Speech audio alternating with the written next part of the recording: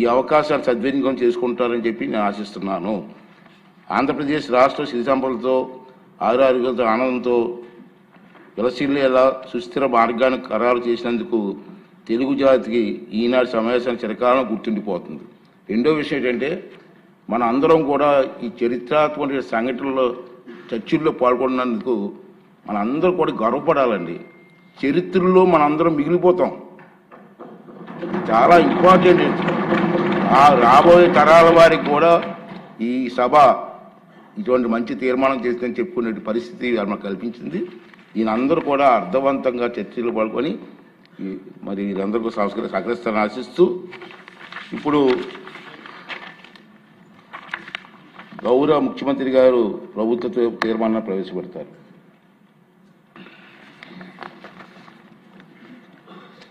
అధ్యక్ష, ఆంధ్రప్రదేశ్ రాష్ట్ర సమగ్ర అభివృద్ధి కోసం అమరావతిని రాష్ట్ర రాజధానిగా గుర్తిస్తూ స్పష్టమైన స్థిరమైన నిర్ణయంతో ముందుకు సాగడం అత్యవసరమని అభిప్రాయపడుతున్నాం. దీనికి అవసరమైన అన్ని రక్షణాత్మక చర్యలు తీసుకోవాలని భావిస్తూ సంబంధిత చట్టాల్లో తగిన సవరణలు చేయడం ద్వారా రాజధానిపై స్పష్టతను స్థిరత్వాన్ని కల్పించవచ్చని గుర్తిస్తూ ఆంధ్రప్రదేశ్ శాసనసభ క్రింది విధంగా తీర్మానిస్తోంది. Hereby resolved to request the Government of India to amend the Section 5 of the Andhra Pradesh Reorganization Act 2014 as under: A. To include the word at Amaravati to subsection 2 of Section 5. B. To add the words and Amaravati includes the capital city areas notified under Andhra Pradesh Capital Region Development Authority Act 2014 to the explanation to Section 5. ఈ తీర్మానాన్ని చర్చించి దీన్ని బలపరచవలసిందిగా సమర్థించవలసిందిగా అందరినీ కోరుకుంటూ సెలవు తీసుకుంటాం. ముందుగా ముఖ్యమంత్రిగా ప్రవేశపెట్టిన తీర్మానంపై మన మినిస్టర్ గారు నారాయణ గారు మాట్లాడతారు. అధ్యక్ష, రాష్ట్రం ఎలా విడిపోయిందో అందరికీ తెలిసిందే.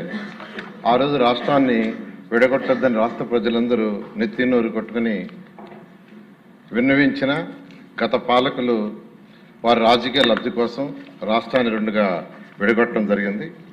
అయితే కంబైన్డ్ స్టేట్లో ఉన్న రాజధాని హైదరాబాదు, తెలంగాణ ఉండటం వల్ల అది తెలంగాణలోకి ఉండిపోయింది. అయితే మన రాష్ట్రానికి రాజధాని అంటూ లేదు. అయితే రీఆర్గనైజేషన్ యాక్ట్ 2014లో 10 సంవత్సరాల వరకు హైదరాబాద్ని రాజధానిగా ఉంచుకోవచ్చని పెట్టడం జరిగింది.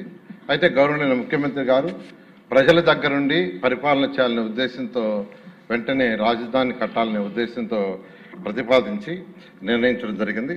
అయితే రాజధాని ఎక్కడనే దానికి శివరామకృష్ణ కమిటీని కేంద్ర ప్రభుత్వం ఆ రోజు టెక్నికల్ కమిటీని పెడితే వాళ్ళు ఈ రాష్ట్రంలో ఉన్న అన్ని జిల్లాలని పోయి అందరి అభిప్రాయాలు తీసుకొని వాళ్ళు రిపోర్ట్ ఇవ్వడం జరిగింది. ఆ రిపోర్ట్లో ముఖ్యంగా అనేక మార్గాల్లో వాళ్ళు తీసుకున్న రిపోర్ట్లో 5,380 మంది దగ్గర అభిప్రాయాలు సేకరిస్తే ఈ అభిప్రాయంలో ఎక్కువ మంది అంటే 11,156 మంది విజయవాడ గుంటూరు మధ్య క్యాపిటల్ సిటీ ఉంటే బాగుంటుంది ఇవ్వటం, విజయవాడ దగ్గర 663 మంది, విశాఖపట్నం దగ్గర 507, గుంటూరు దగ్గర 372, కర్నూలు 360, ఒంగోలు 265, రాజమండ్రి 139, తిరుపతి 113, దొనకొండ 116 మంది, మిగిలిన డిఫరెంట్ ప్లేసుల్లో 1037 మంది అభిప్రాయం వెలువిచ్చారు. అధ్యక్ష, ఎక్కువ మంది వెలుగుచ్చింది విజయవాడ గుంటూరు మధ్య క్యాపిటల్ సిటీ ఉండాలని నిర్ణయించడం. అయితే శివరామకృష్ణ కమిటీ రాష్ట్ర ప్రభుత్వాన్ని నిర్ణయించుకుని ఫైనల్గా దాంట్లో చెప్పడం, గౌరవనీయ ముఖ్యమంత్రి గారు అన్నీ ఆలోచించి రోడ్డు మార్గము, రైలు మార్గము, విమాన మార్గాలు, అదేవిధంగా ఓడరేవులు దగ్గరగా ఉండేటట్టుగా, అదేవిధంగా ఉత్తరాంధ్రలో చివరి జిల్లా అయిన శ్రీకాకుళంకి, అదేవిధంగా రాయలసీమలో చివరి జిల్లా అయిన అనంతపురంకి సమదూరంలో ఉండేటట్టుగా గుంటూరు, కృష్ణ ఈ 2 జిల్లాల మధ్య అమరావతి రాజధానిని నిర్ణయిస్తామని సెప్టెంబర్ 4, 2014 అసెంబ్లీలో ప్రకటన చేయడం జరిగింది అధ్యక్ష. అయితే ఇక్కడ గవర్నమెంట్ ల్యాండ్ లేదు. అయితే ల్యాండ్ని ల్యాండ్ పుల్లింగ్లో తీసుకోవాలని గవర్నర్ ముఖ్యమంత్రి గారు నిర్ణయించడం జరిగింది. అయితే ప్రతిపక్షంలో ఉన్న వైఎస్ఆర్సీపీ నాయకులు ఇక్కడ క్యాపిటల్ సిటీ రాకూడదని వారు 250 కార్లు వేసుకుని ఈ యొక్క క్యాపిటల్ సిటీ ఏదైతే అనుకున్నామో అక్కడ రైతులందరినీ కలిసి రైతులందరినీ రెచ్చగొట్టడం జరిగింది. అయితే ఏ ఒక్క రైతు కూడా వాళ్ళ చెప్పిన మాట ఇలా అందరూ తిరస్కరించడం జరిగింది. అదేవిధంగా పొలాలను తగలబెట్టారు ఇక్కడ భయభ్రాంతులు చేయటానికి. అదేవిధంగా వరద ముప్పు వస్తుంది, ఇక్కడ రాజధాని కడితే అది మునిగిపోతుందన్నారు. అదేవిధంగా భూకంపాలు వస్తాయన్నారు. ఇక్కడ ఎక్కువ భూకంపాలు వస్తాయని అది కూడా కౌన్సిల్లో కూడా డిస్కస్ చేశారు వాళ్ళే క్వశ్చన్ వేసి. అదేవిధంగా ఈ యొక్క ల్యాండ్ నిర్మాణానికి పనికిరాదని చెప్పటం, ఇలా అనేక దుష్ప్రచారాలు చేయటం జరిగింది అధ్యక్ష. అయితే ముఖ్యమంత్రి గారి పిలుపుతో 2015 జనవరి 1 ల్యాండ్ పుల్లింగ్ నోటిఫికేషన్ ఇస్తే కేవలం 58 రోజుల్లో ఒక్కటంటే ఒక్క లిటిగేషన్ లేకుండా ఫిబ్రవరి 28వ తేదీకి 34,400 ఎకరాలను 29,966 మంది రైతు సోదరులు ఒక్కటంటే ఒక్క లిటిగేషన్ లేకుండా ఇవ్వటం జరిగింది అధ్యక్ష. ఇది కేవలం ముఖ్యమంత్రి గారి మీద ఉన్న నమ్మకంతో ఇచ్చారు. అయితే ఈ వినూతన ల్యాండ్ పుల్లింగ్ ప్రపంచంలో ఇంత లార్జ్ స్కేల్లో ఒక్కటంటే ఒక్క లిటిగేషన్ లేకుండా బహుశా జరిగింది మన యొక్క అమరావతిలోని అధ్యక్ష.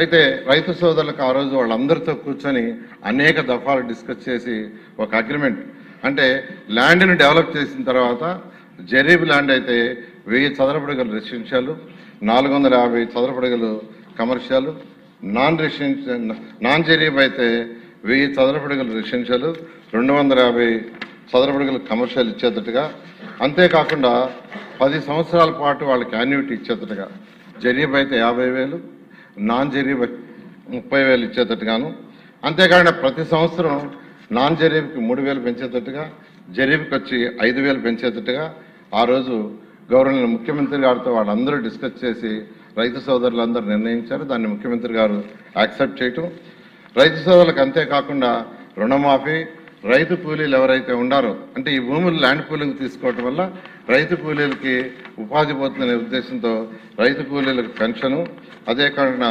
స్కిల్ డెవలప్మెంట్ చేసి వాళ్ళకు ఉద్యోగాలు వచ్చే విధంగా చేయటం, ఉచిత విద్య, ఉచిత వైద్యం, అన్నా క్యాంటీన్ వంటి సదుపాయాలు కల్పించడానికి అంగీకరించి అవన్నీ చేయటం జరిగింది అధ్యక్ష. అయితే ల్యాండ్ పుల్లింగ్ అయిన తర్వాత, అంటే వైసీపీ నాయకులు ఎన్ని ఇబ్బందులు పెట్టినా, ఎన్ని దుష్ప్రచారం చేసినా, ల్యాండ్ చేతికి వచ్చిన తర్వాత ప్రపంచంలో ఉన్న టాప్ 5 సిటీస్లో ఒక సిటీగా అమరావతిని కట్టాలని గవర్నర్ ముఖ్యమంత్రి గారు సింగపూర్ ప్రభుత్వం ఈ యొక్క లేఅవుట్స్ డిజైన్ చేయడంలో చాలా ఎక్స్పర్ట్స్, వారిని గవర్నర్ ముఖ్యమంత్రి గారు సంప్రదించడం, వారు వెంటనే ఒక ఎంఓయూ మనతో కుదుర్చుకొని వాళ్ళు ప్లాన్ చేసి ఇవ్వడానికి నిర్ణయించారు. వాళ్ళు 3 రకాల ప్లాన్లు ఇచ్చారు అధ్యక్ష. ఒకటి capital region concept master plan, reason మొత్తానికి కాన్సెప్టు, అదేవిధంగా క్యాపిటల్ సిటీ మాస్టర్ ప్లాన్, సిటీకి 217 చదరపు కిలోమీటర్లకి మాస్టర్ ప్లాను, అదేవిధంగా సీడ్ క్యాపిటల్ మాస్టర్ ప్లాన్, ఈ 3 ప్లాన్లు ఇచ్చారు అధ్యక్ష. ఈ ప్లాన్లలో కూడా గవర్నర్ ముఖ్యమంత్రి గారి యొక్క సలహా మేరకు 9 నగరాలని, ఒకటి government complex, justice city, finance city, knowledge city, electronic city, health city, sports city, అదేవిధంగా మీడియా సిటీ, టూరిజం సిటీని అన్ని 9 నగరాలకు యాక్చువల్గా దాన్ని డిజైన్ చేయడం జరిగింది అధ్యక్ష. అదేవిధంగా 30% ఏరియాని గ్రీన్ అండ్ బ్లూగా, ఈ 217 చదరపు కిలోమీటర్లో 30% ఏరియాని గ్రీన్ అండ్ బ్లూగా పెట్టారు. ఆ విధంగా యాక్చువల్గా ఈ యొక్క ప్లాన్ని వాళ్ళు ఇవ్వటం జరిగింది అధ్యక్ష. అయితే ఇందులో 27 టౌన్షిప్లు కూడా పెట్టారు. ప్రతి టౌన్షిప్కి పార్కులు, స్కూల్స్, హాస్పిటల్స్, కమర్షియల్ కంపెనీ అనేక సదుపాయాలు యాక్చువల్గా చేయటం జరిగింది అధ్యక్ష. అదేవిధంగా ఐకానిక్ బిల్డింగ్స్ కట్టాలనే ఉద్దేశంతో ప్రపంచంలో టాప్ 10లో ఒకరైన నార్మన్ ఫాస్ట్ అనే ఆర్కిటెక్చర్స్ని యాక్చువల్గా సెలెక్ట్ చేయటం జరిగింది అధ్యక్ష. ఇవన్నీ అయిన తర్వాత అమరావతి నిర్మాణం కోసంగా 41,170 కోట్లతో 2014-19లో టెండర్లు పిలవటం జరిగింది అధ్యక్ష. ఇందులో 350 కిలోమీటర్ల ట్రంక్ రోడ్స్, 1500 కిలోమీటర్ల లేఅవుట్స్ రోడ్స్.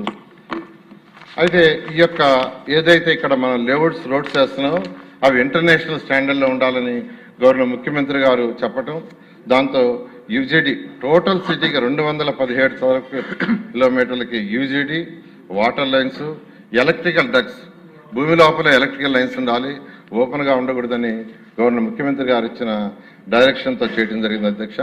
అదేవిధంగా ఐసీటీ లైన్స్ కూడా భూమి లోపల వేయటం జరిగింది. ఫుట్పాత్లు, సైకిల్ పాత్లు, అదేవిధంగా బీఆర్టీఎస్ రోడ్లు, ఇవన్నీ యాక్చువల్గా ఇవన్నీ డిజైన్ చేయడం జరిగింది అధ్యక్ష.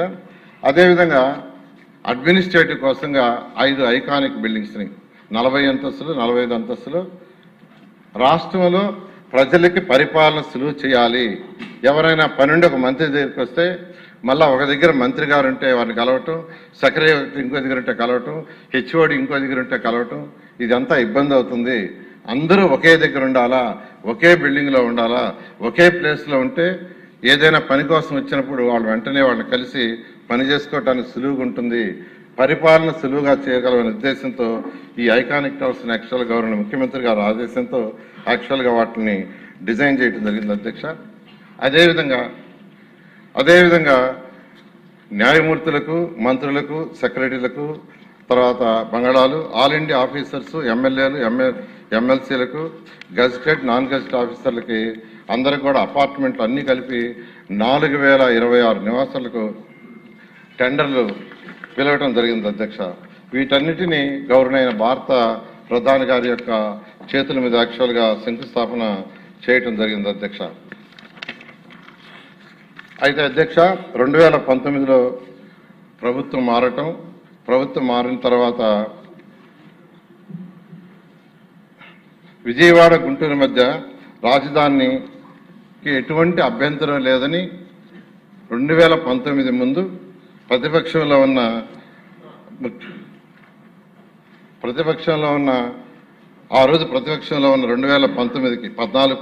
ఉన్న జగన్మోహన్ రెడ్డి గారు అసెంబ్లీ సాక్షిగా అమరావతిని ఇక్కడే ఒప్పుకుంటామని, రాజధాని ఇక్కడే అని 30,000 ఎకరాలు కావాలని చెప్పిన గత ముఖ్యమంత్రి ప్రభుత్వం మారంగానే మాట మార్చేసి బోస్టన్ మరియు జిఎన్ రావు కమిటీలు వేసి రాజధాని విధానాన్ని 3 రాజధాని విధానాన్ని పైకి తీసుకొచ్చి 3 ముక్కల ఆటం మొదలుపెట్టాడు అధ్యక్ష.